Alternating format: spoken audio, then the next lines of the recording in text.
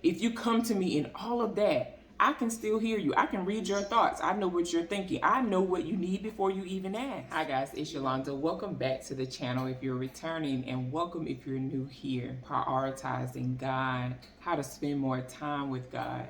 I found myself in this season of life having that hunger to go deeper in scriptures, to spend more time with the Lord in his word, to see what he has to say about my life and the things that he has for me to do in this time. The bottom line of this is that we make time for the things that we want to make time for. The things that we're interested in, we make time for those things. And the first thing I had to come to grips with was I had to really make up my mind that I wanted to,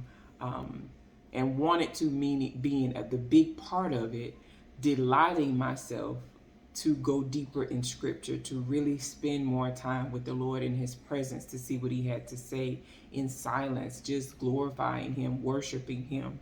So I had to first make up my mind.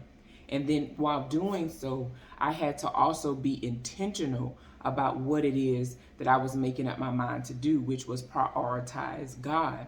And when we are intentional, we are committing to the course of action, what we pre-planned. We're doing things on purpose when we are intentional about the time that we are setting out to spend with the Lord. As I was spending time with the Lord, I made a point not to compare my spending time with the next brother or sister, because that is the quickest way to fail at prioritizing God, is comparing your time spent against another brother or sister.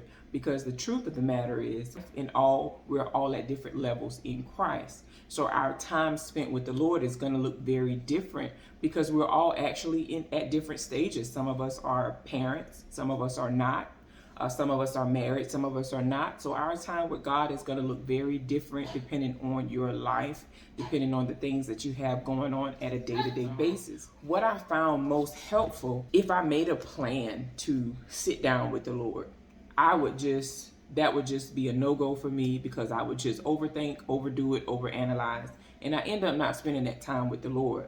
So I started to, instead of trying to plan out my day, putting God on a to-do list, so to speak, I started to let my day flow, meaning that I have 2 kids under 2, so I know the better part of my morning, my kids are going to take up that time. And then when I get a minute, not saying, oh God, I'll get to you when I can, but understanding and coming to a realization that this is the season that I'm in right now, raising 2 children under 2, but also I need to prioritize the Lord. So any time that I get, whether they are awake or asleep, I spend time, whether it's worshiping, singing, just praying to the Lord while I have one baby in the arm and the other one is eating, whatever it is, I make time for the Lord, because we make time for the things we want to. I found that the atmosphere that I saw or believed that I had to have a clean space, I had to have total quietness, I had to have all these different things. And the Lord was like, if you just come to me as you are, if you come to me in the noise, if you come to me with the baby crying like mine is right now, whining, if you come to me in all of that, I can still hear you. I can read your thoughts. I know what you're thinking. I know what you need before you even ask.